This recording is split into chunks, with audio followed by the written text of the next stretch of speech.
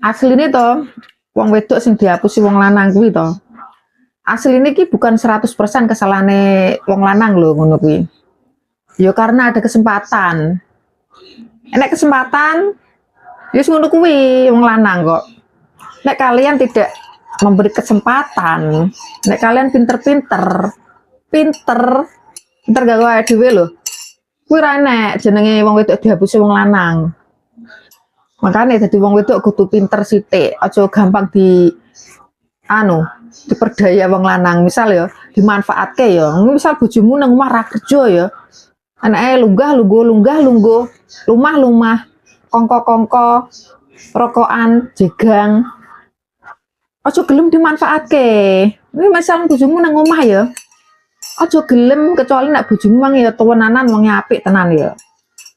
Gak mungkin berubah ngono ya. Gak mungkin. Wong jenenge wong lanang sing apik-apik wis berubah kok. Ini ora kesalahane wong lanang 100%, wis dihapusi ngono iku lho.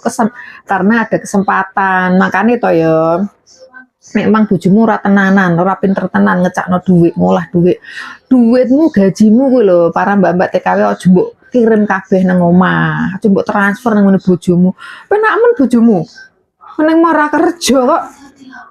Ngono iki biasanya sing wis tengrung tau cekel dhuwit, kulo ora cekel dhuwit misal ya, ki aku ora ngelek-ngelek wong lanang, maaf ya, gak ngelek-ngelek wong lanang lho. Nang Indonesia ya kerjane ngono kae lah, serabutan, gajine ya ora sepiro. Lah terusan wonge nganggur misal ya, mbok transfer kabeh nang bojomu. Bojomu dhewe wonge ra pinter ngecakno dhuwit ya entek dhuwitmu. Kuwi ora kesalahan 100% wong lanang karena kowe dhewe.